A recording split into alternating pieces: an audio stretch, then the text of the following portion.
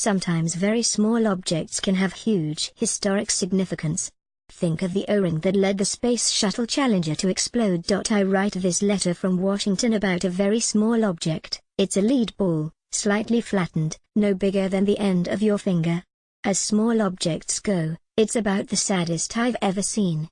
I first saw it at a museum about a year ago, just by chance. I didn't know it would be there, and haven't been able to get it out of my mind since. It's the bullet that killed Abraham Lincoln. You'll think it would be at Ford's Theatre, where on the evening of Friday, April 13, 1865, John Wilkes Booth shot Lincoln. The Ford's Theatre Museum displays other artifacts of the assassination, including Booth's single-shot Derringer pistol. Or maybe it would be across the street from Ford's at the Peterson House, the boarding house where Lincoln died at 7:22 a.m. the following morning. A museum there displays other artifacts, including the blood-stained pillow and pillowcases on which the president's head rested. But the bullet's not in either of those places, not in any of the Smithsonian museums. In fact, it's not even in Washington, D.C. Instead, it's a mile away in Silver Spring, Maryland, at a place called the National Museum of Health and Medicine. This museum, adjacent to a part of the Fort Detrick Army Base, focuses on the history of military medicine and research. The bullet's there because the doctors who attended Lincoln during his last hours were from the Army Medical Corps, and items they handled went to the Army Medical Museum, forerunner of this facility, and now part of the Department of Defense. So that's where the bullet is, and anyone can just walk in and see it. It's in a glass display case, sits on a pedestal about 3 inches high, and is mounted, like a diamond, on 4 tiny silver prongs.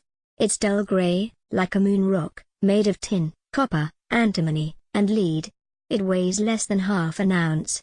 You look at it and can't help but imagine it being fired from Booth's gun, entering Lincoln's head just behind his left ear. Despite it being off the beaten track, the museum still gets a lot of visitors, about 30,000 annually.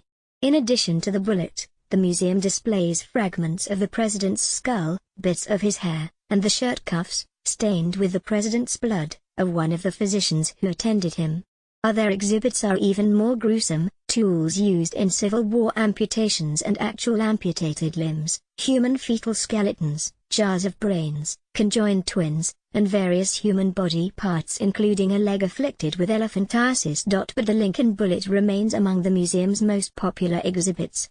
Yet, as I stared at the bullet, that dull, grey object that 154 years ago ended the life of our greatest president, I found myself wondering, what is the meaning of this bullet today? As it happened, Lincoln's death on April 14, 1865, fell that year during the 8 days of Passover. This year, Passover begins April 19th.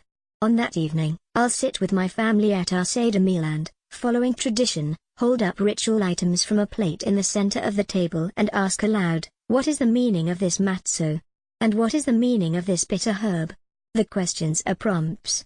In answering them, we'll tell again the story of the Exodus from Egypt and discuss its meaning. As it happened, Lincoln's death on April 14, 1865, fell that year during the 8 days of Passover.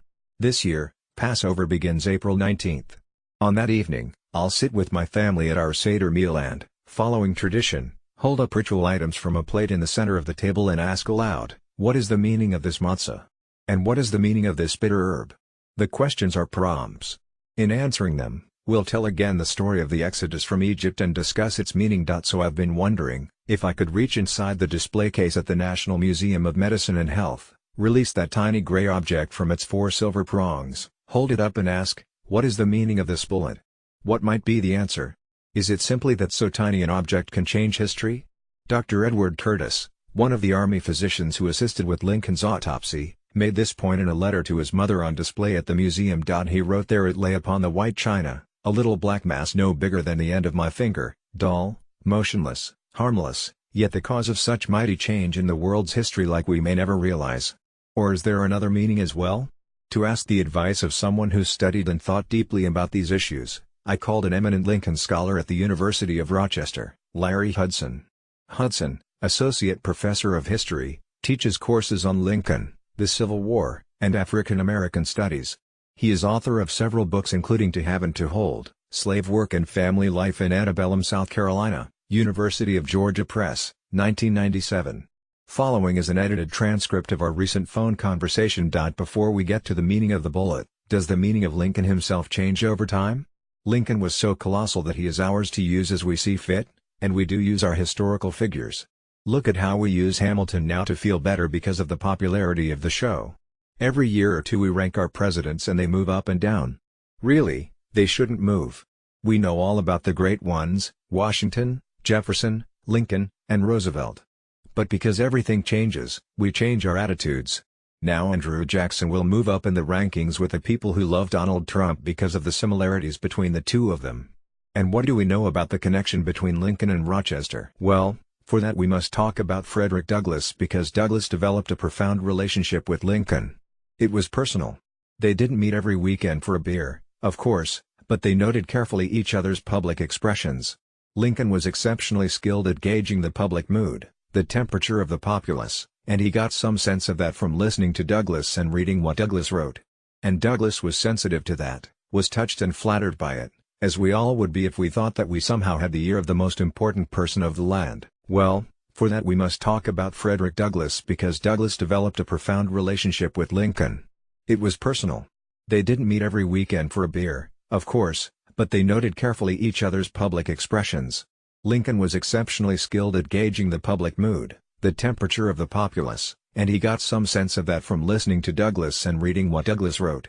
And Douglass was sensitive to that, was touched and flattered by it, as we all would be if we thought that we somehow had the ear of the most important person of the land. I wonder if we would display bullets that killed more contemporary leaders, such as John and Robert Kennedy or Martin Luther King? Would we publicly show those bullets?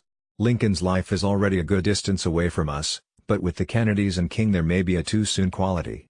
In some ways we still grieve for them, so perhaps displaying those bullets would be unseemly.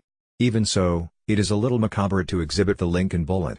But this museum where you saw it is a military medical museum, so I suppose one goes there prepared for dealing with limbs and the bloody aprons that Civil War surgeons wore and the crude tools. Have you seen the Lincoln bullet? I have not seen it. I've seen images of it, but I've not seen it close up. But the closer you get to these artifacts of the past, the more likely they are to have a profound effect on you. I felt that when I saw it. Why does a physical object affect us that way? I see it every time I teach Lincoln and the Civil War when my students and I visit the Rare Books Library's collection of documents written by individuals like Lincoln, Douglass, and Susan B. Anthony. My students see words actually written by these historical figures and they are touched, they are deeply moved. For them, it makes history real. For the same reason, I bring a bowl of cotton into my classroom. Many of my students have read about cotton, they talk about it, but they have not seen it. But now they can hold the cotton bowl, touch the sharp edges and imagine picking it and how dangerous it would have been, the risk of cutting their fingers as they try to pick the soft whiteness out of the bowl. It gives them empathy and a connection with the people who picked it. So the meaning of the bullet is in the connection it allows us to make?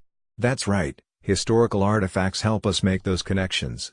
To become good historians, students need to develop an historical imagination, the ability to walk in a long dead person's shoes, and to think like someone they cannot imagine having any regard for, think like a slaveholder, think like an overseer just about to whip a recalcitrant enslaved person. So the bullet, this bullet that killed the great Abraham Lincoln.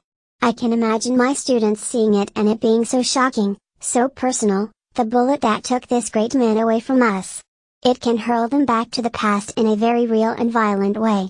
It can be an overwhelming trigger that takes them back to April 1865, to that fateful day.